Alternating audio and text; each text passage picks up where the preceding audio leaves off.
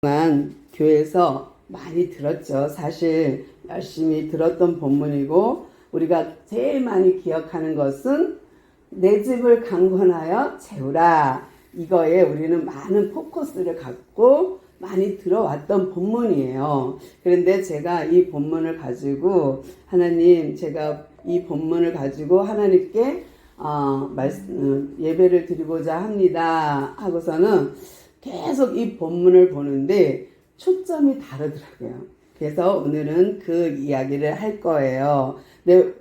첫 번째 누가복음 14장 7절에서 24절 전체를 볼 건데 보통은 이게 한 챕터 해갖고 세 편의 설교를 하는 분도 계세요. 근데 제가 이 본문 14장을 쭉 보면서 뭘 느꼈냐면 예수님이 그냥 한 자리에서 얘기한 거예요.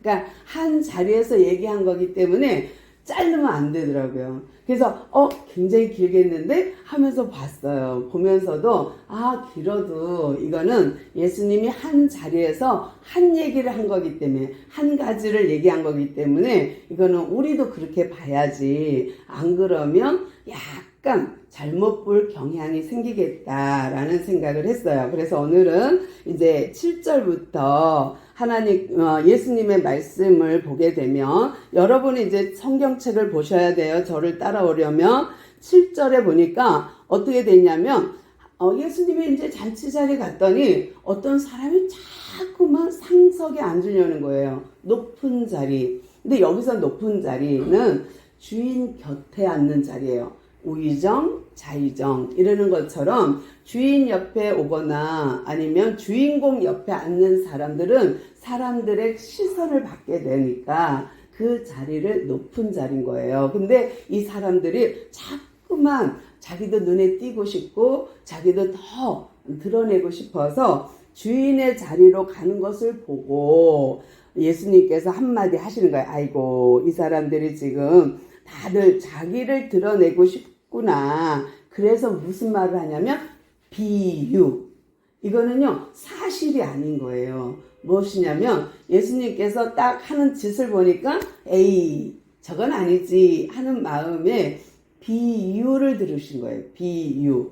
무슨 비유를 들었냐 하면은 8절부터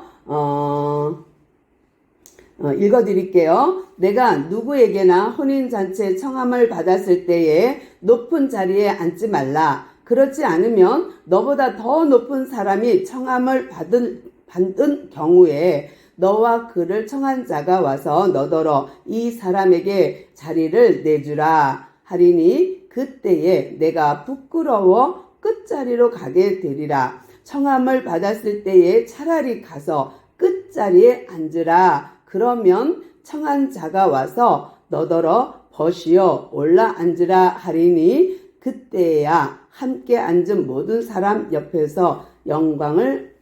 앞에서 영광이 있으리라. 아멘.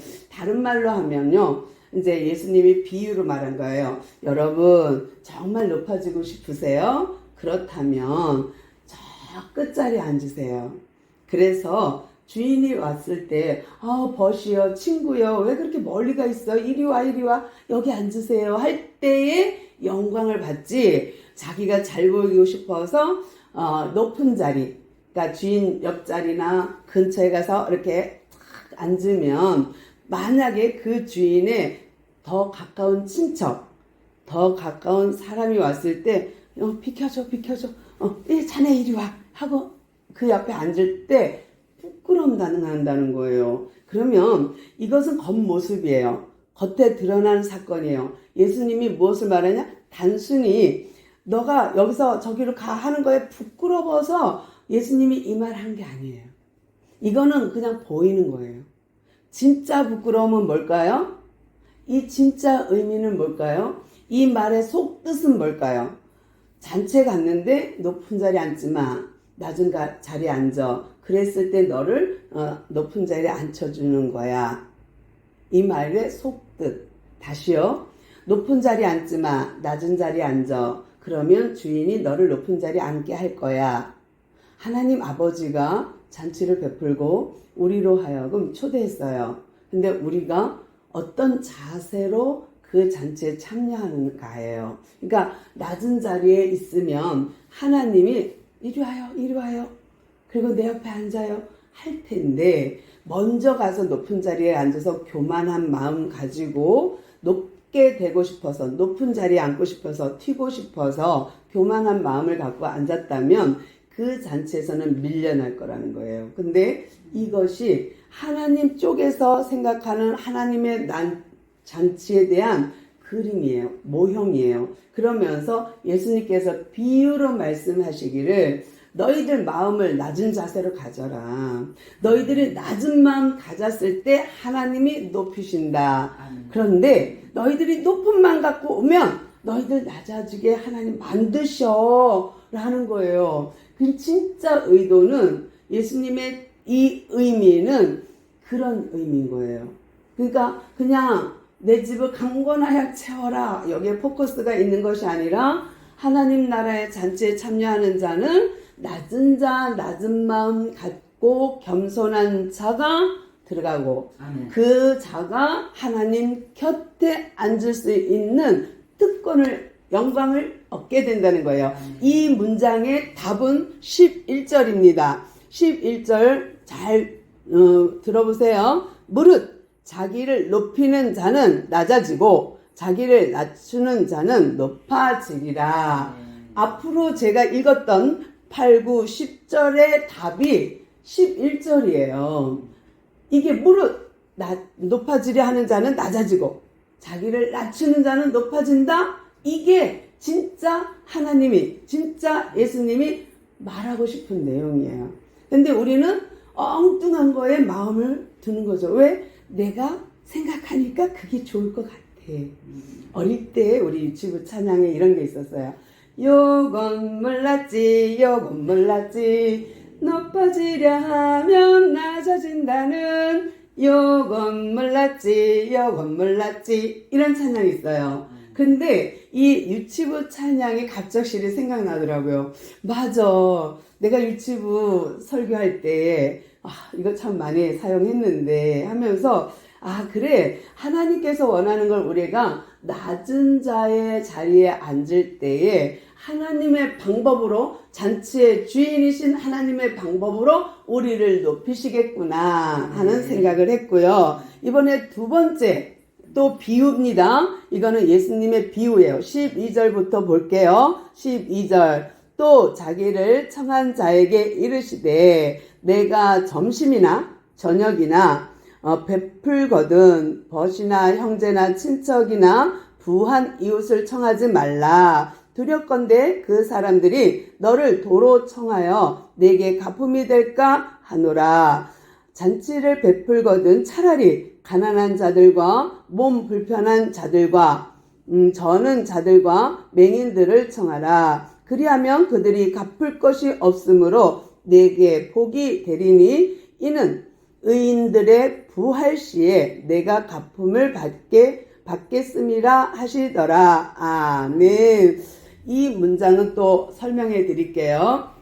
12절부터 14절의 내용은 뭐예요? 13절까지 14절 무슨 내용일까요? 얘들아 너희들이 점심이나 저녁을 누구한테 대접하고 싶어. 후하게. 그러니까 내가 여유가 있어. 그래서 오시오 내가 점심 사드릴게 오시오 해갖고 막 초대를 해요.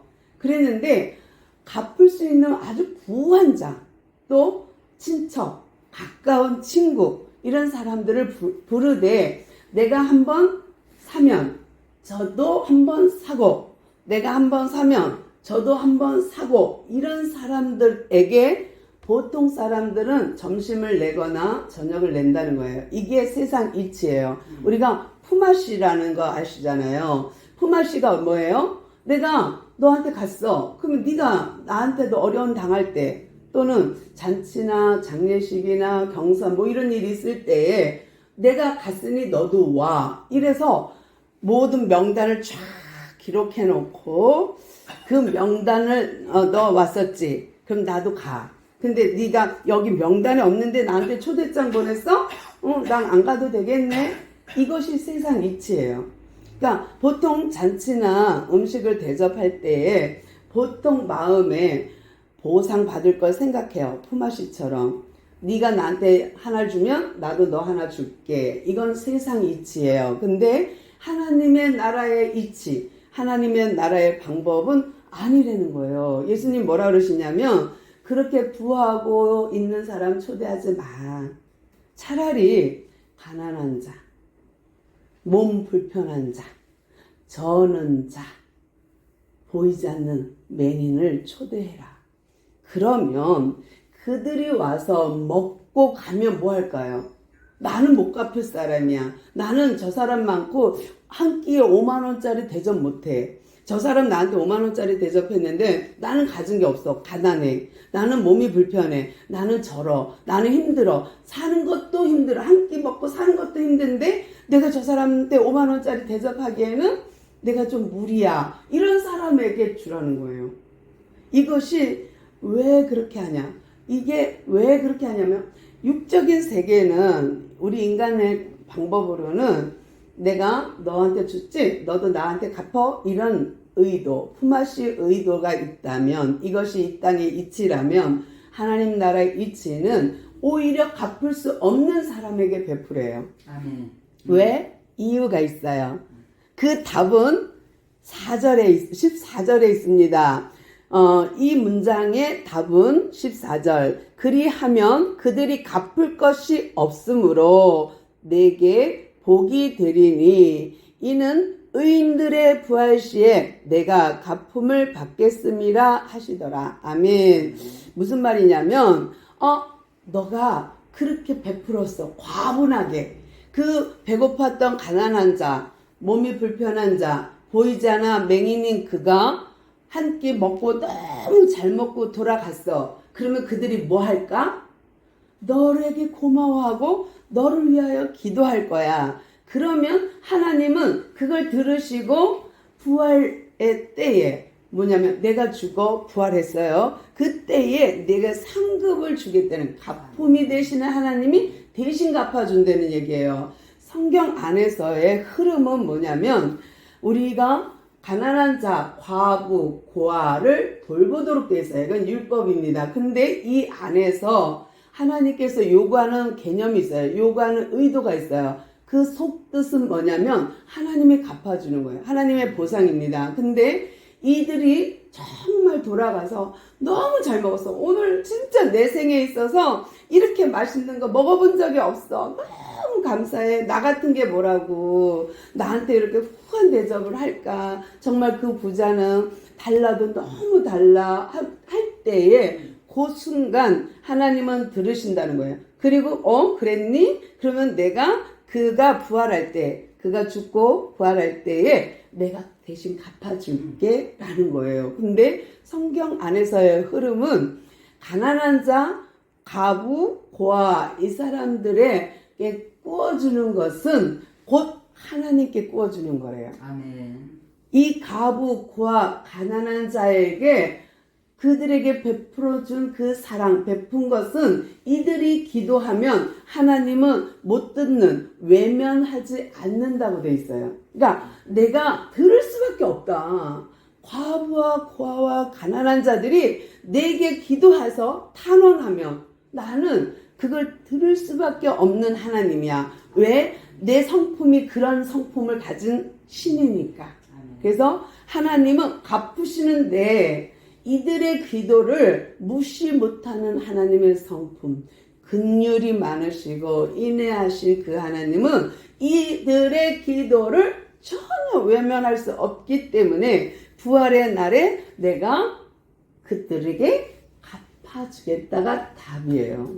그래서 이 잔치를 그러니까 베푼 이 주인에게 부유한 사람, 친구, 친척, 너한테 갚을 거 있는 사람한테 베풀지 말고 이 없는 사람들에게 오히려 베풀어라. 그러면 내가 이 베풀지 못하는 이 사람들 대신해서 부활 시에 내가 갚아주마 하는 내용이에요. 근데 이 내용이 정말 은혜가 되는 것이 우리는 보이는 자꾸 나타내는데 관심 갖고 있잖아요. 근데 영의 세계는 보이지 않습니다. 그런데 이 영의 세계를 우리는 추구하는 사람들이잖아요. 그러니까 이 땅에서 살지만 우린 영적인 사람들이고 영의 세계를 추구하는 우리들에게는 이 말이 너무 감사한 거예요. 왜냐하면 하나님이 내가 은밀하게 왼손 오른손 몰라? 어떻게 몰라요? 한 지체인데. 근데도 불구하고 네가 오른손 하는 거 왼손 모르게 해봐! 이거예요. 그만큼 은밀하게 조용히 남들 모르게 그들을 섬길 때에 은밀하게 보시는 그 하나님이 은밀하게 갚아주시는 그 은혜. 그것이 멋진 하나님의 세계예요. 영적인 세계예요. 하나님 나라의 은혜입니다. 이제 세 번째로 예가 있어요. 근데 이것이 조금 아이러니한 게 뭔지 아세요? 15절입니다. 뭐가 15절이냐면 어떤 사람이 이 말을 탁탁탁탁 듣고 나니까 마음속에서 막 올라오는 게 있어. 그러면서 으쓱 하고 싶은 게 있어. 유대인이거든요. 근데 그 입에서 나온 말이 뭐냐면 함께 먹던 사람 중에 하나가 15절입니다. 이 말을 듣고 이르되 무릇 하나님 나라에서 떡을 먹는 자는 복이 있도다 하고 말했어요. 무슨 말일까요? 하나님 나라에서 떡을 먹는 사람은 복이 있습니다. 근데 이게 지금 첫 번째 설교와 첫 번째 비유와 두 번째 비유를 듣고 그 사람 마음에 쓱 올라오고 으쓱 하는 게 뭐냐면 나는 그랬거든. 나는 유대인이야. 그래서 율법대로 지켰지? 나는 그랬어. 라는 마음이 있는 거예요. 그러니까 그렇지. 내가 천국 안 가면 누가 천국 가? 내가 천국 안 가면 누가 갈 거야? 이런 마음이 있는 거예요. 그러니까 굉장히 이 사람은 선민사장으로 나름 신앙생활을 잘 하는 사람이에요. 그러니까 답을 한 거예요. 예수님이 비유로 말씀하실 때 낮은 자가 되어라. 또 가난한 자를 돌봐라 라고 말할 때 난 그랬거든 하고 그럼요. 천국에서 그 주님이 베풀어 주신 떡, 생명의 떡, 영원히 사는 그 영생의 떡을 먹는 자는 복이 있지요 하고 딱 한마디 했습니다. 그랬더니 16절부터 예수님이 그렇게 말한 사람에게 다시 비유로 세 가지 이야기를 해줍니다. 16절부터 쭉 읽어보면요. 이르시되 어떤 사람이 큰 잔치를 베풀고 많은 사람을 청하였더니 잔치할 시각에 그 청하였던 자들에게 종들을 보내어 이르되 오소서 모든 것이 준비되었나이다 하매 다 일치하여 한 목소리로 일치하여 사양하여 한 사람은 이르되 나는 밭을 샀으니 아무래도 나가보지 못하겠으니 청하건대 나를 양해하도록 하라 하고 또 한 사람은 이르되 나는 소 5겨리를 샀으니 시험하러 가야 하니 청컨대 나를 양해하도록 하라 하고 또 한 사람은 이르되 나는 장가 들었으니 그러므로 가지 못하겠노라 하는지라. 종이 돌아와 주인에게 그대로 고하니 이에 주인이 노하여 그 종에게 이르되 빨리 시내 거리와 골목으로 나가서 가난한 자들과 몸 불편한 자들과 맹인들과 저는 자들을 데려오라 하시니 종이 이르되 주인이여 명하신 대로 하였으며 아직도 자리가 있나이다. 여기까지 볼게요. 이제 그럼요. 하늘나라에서 떡, 생명의 떡, 영생의 떡 먹는 거 너무 좋죠. 그것이 나예요. 내가 그렇게 살았거든요. 나는 낮은 자리에 살았고요. 이웃을 돌아봤고요. 나는 정말 어려운 사람들을 잘 도왔습니다 하는 의미예요. 그러니까 자기가 약간 튀고 싶었어. 예수님 앞에서. 그랬더니 예수님이 아이고 아직도 애기구나. 네 믿음이 아직도 어리네. 그러면서 한 말을 한 거예요. 첫 번째 비유가 뭐예요? 나는 밭을 샀으니 내가 밭을 돌아봐야 돼. 그래서 못 가. 당신이 나한테 잔치 오라 하지만 난 못 가라는 거거든요. 근데 보통 잔치를 초대할 때에 오늘 당장 오세요 라고 할까요? 미리 청첩장을 보낼까요? 보내요. 미리 청첩장을 보내서 그 날짜를 비워두세요 하고 보냈기 때문에 이 주인은 잔치에 초대할 사람을 대강 200명, 300명 정해요. 그리고 그 초대장을 보냈기 때문에 그 사람만큼의 물건과 음식과 자리와 이런 걸 다 만들어 놨거든요. 다 준비해 놨어요. 다. 그리고 종들을 보냈어. 이제 다 준비됐어요. 모든 것이 준비됐어요. 오세요 하고 종들을 보냈어요. 그랬더니 첫 번째 한 사람이 나는 밭을 사서 돌아봐야 되기 때문에 못 가. 미안하지만 양해해줘 라고 보냈어요. 그러면 잘 생각해 보세요. 밭을 샀는데 지금 밭을 계약하러 가는 것도 아니고 이미 샀어요. 그런데 그 밭을 돌아봐야 되기 때문에 못 온대요. 또 한 사람은 소 5결을 샀대요. 한 결이가 소 2마리예요. 그러면 10마리를 산 거예요. 많이 샀죠? 부유한 거예요. 밭을 산 사람도 부유한 사람이야. 근데 소 10마리 산 사람도 부유한 사람이야. 근데 이 사람이 뭐라 그러냐면 이 5결의를 샀으니 이거를 테스트, 시험해 봐야 된대요. 그래서 잔치에 못 온대요. 그런데 이미 우리가 생각할 때 상식적으로 소를 살 때 이 소는 병 들었나, 병이 안 들었나 한번 끌어보기도 하고 그 건강 상태를 다 확인하고 사지 않겠습니까? 그런데 5결의를 끌고 테스트 날 따라오나 테스트 해보려고 이 5결의를 시험하러 가는 거예요. 잔치에 그래서 못 가요. 세 번째는 뭐예요? 장가 들었더니 그래요. 결혼식 날이 아닌 거예요. 내가 오늘 결혼식해서 죄송해요. 날이 어떻게 겹쳤네요. 이게 아니라 내가 장가 들었는데 아내를 기쁘게 하려고 내가 아내를 돌봐야 되고 아내랑 같이 있어야 되므로 나는 잔치에 못 가요. 양해해 주세요. 라고 했어요.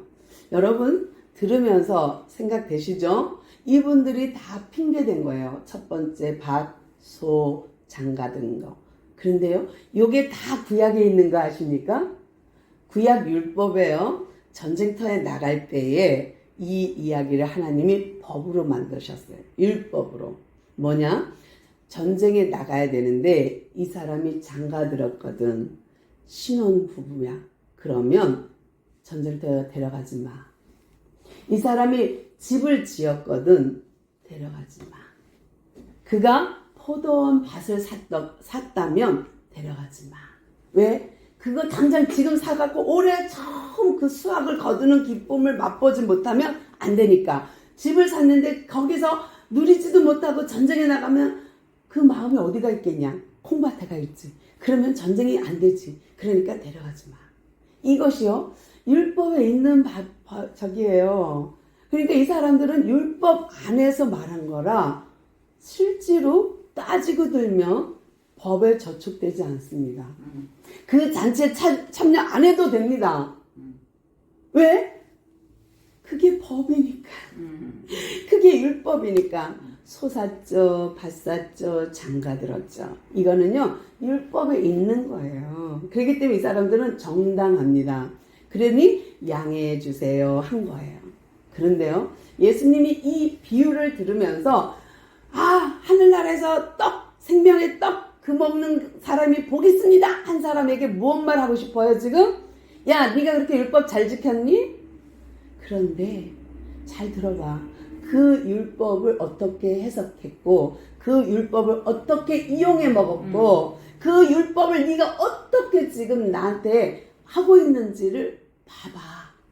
우리가 교회 다니면서요, 은근슬쩍 나는 목사야, 나는 집사야 하면서 은근슬쩍 드러내요. 자기를 알아주길 원해. 그러면서 뭐예요? 나 이런 사람이야. 그거는 낮은 자세가 아니에요. 나는 교회 왔어. 그런데 옷 삐까번쩍 입은 사람에게는 잘 보이려고 말해. 어디 사세요? 예쁘시네요. 옷이 어쩜 그렇게 예뻐요? 이렇게 잘 보이려고 하지만 허름하게 입고 온 사람은 저 뒤에 앉히고 이리 오세요도 안 해. 거기 그냥 있으라고. 예배 드리고 가시라고. 잘 예배 드리고 가시라고. 이런 모습은 하나님이 원치 않는 모습이에요. 그러면 하나님은 그대로 갚아줘요. 나한테. 그대로. 그리고 여기에 하늘에서 떡을 먹는 사람은 복 있습니다. 그러냐? 너 율법 잘 지켰냐?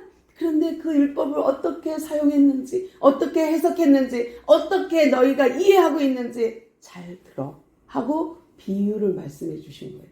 그래서 우리가 이 본문을 내 집을 강권하여 데려와 채우라에 있습니까? 아닙니다. 그런 문장은 있지만 의도는, 숨은 뜻은 그것이 아니라는 것이 14장 23절 24절을 함께 보겠습니다. 주인이 종에게 이르되 길과 산 울타리 가로 나가서 사람을 강권하여 데려다가 내 집을 채우라. 내가 너에게 말하노니 전에 청하였던 그 사람들은 하나도 잔치를 맛보지 못하리라 하였다 하시니라. 아멘. 무섭죠? 전에 청하였던 그 사람들은 내 잔치에 못 와. 먼저 믿었다고 내 자리에 못 와. 그동안 내 율법을 그렇게 잘 이용해 먹었다고? 안 돼. 못 와. 이거예요. 우리 교회 열심히 다녔어. 예배 열심히 다녔어. 그리고 열심히 교회 봉사 충성했어. 헌금했어. 그런데도 주인의 입장에서는 우리가 이렇게 청함을 미리 받은 자가 될 수도 있다는 거예요. 뭐예요? 우선순위, 중요한 거, 그것을 지금 착각한. 먼저 그의 나라와 의를 구하라 그랬는데도 불구하고 무슨 생각해요? 나는 집을 샀으니까요. 나는 밭을 샀으니까요. 나는 아내가 있어서요. 나는 소를 샀으니까요. 미안합니다. 우선순위예요. 예배드리는 우리가 정말 교회에 충성하고 헌신하는 우리가 자칫 놓칠 수 있는 부분이에요. 근데 우리가 무엇을 중시하고 무엇을 소중히 여기느냐예요. 먼저 그의 나라를 의를 구할 수 없는 사람은 다 교만한 자예요. 왜? 자기 욕심 부리러 간 거니까. 그리고 다 보상을 바래. 너 그거 네 이미 받았어. 내가 갚아줄 게 없거든. 또 이 세 사람의 비유도 마찬가지예요. 니들이 지금 소 사고 밭 사고 장가 들었어? 그렇다고 해서 내 잔치에 참여 못해? 그래, 알았어. 그럼 나는 너희들을 먼저 청하긴 했어도 너가 내 잔치를 맛보지는 못해 라는 거예요. 무서운 말이죠. 어떻게 청함을 받았는데 그 기회를 놓칩니까? 천국 잔치에 들어가는 그걸 어떻게 놓칠 수 있습니까? 우리가 이 땅의 결혼식, 이 땅의 잔치를 가지고 천국 잔치와 연결해서 우리에게 해석하고 있는 거예요. 얘들아, 너희들이 이렇게 잔치가 좋지? 행복하지? 하늘나라는 더 행복해. 너희들 잔치하고 결혼하는 건 너무 좋지? 장가드는 건 너무 좋지? 하나님 나라의 잔치는 나와 결혼해, 나와 함께, 이건 더 기쁘단다 라고 초대를 했어. 근데 안 와. 핑계대. 나는 이 땅에서 할 게 너무 많아요. 그래서 예배 못 가요. 그런다면 하나님도 그래, 너는 오지 마라. 너도 네가 좋은 거 따라갔지? 그래, 나도 그럴란다 라고 할 수 있어요. 그러니까 우리가 정말로 진심 우리가 바라기는 하나님의 혼인잔치에 초대받은 이것을 소중히 여겨서 이거를 정말 소홀히 여기지 않아서 우리가 우선순위를 교회, 우선순위를 영적인 것에 우선순위를 하나님의 혼인잔치 자리 참여에 두기를 소망합니다. 이 천국 잔치가 오늘 우리 예배당에서 펼쳐진 거예요. 이 잔치 자리에 여러분 초대받았고 여기에 와서 앉아 계신 거고, 이 매주 드리는 이 예배가, 매주 드리는 이 하나님께 올려드리는 이 경배와 찬양이 하나님 쪽에서는 잔치예요. 잔치. 내가 초대했는데 왔구나. 내가 초대했는데 너 앉았네. 보고 계시는 거예요. 우리가 이 땅에서 예행 연습하다가 진짜 잔치 자리에 참여하는 날이 올 거예요. 아멘. 우리는 그것을 기대하고 소망하며 이 땅에서 이 땅의 것을 연연하지 않고 우선순위를 하나님께 두는 그런 신앙인, 그런 그리스도인, 그런 하나님의 거룩한 백성이 되기를 주님의 이름으로 축원합니다. 아멘. 기도하겠습니다. 주님 감사합니다. 우리가 무엇이간데 이토록 사랑하여 주셔서 우리를 잔치 자리에 참여시켜 주시니 감사합니다. 또한 우리가 날마다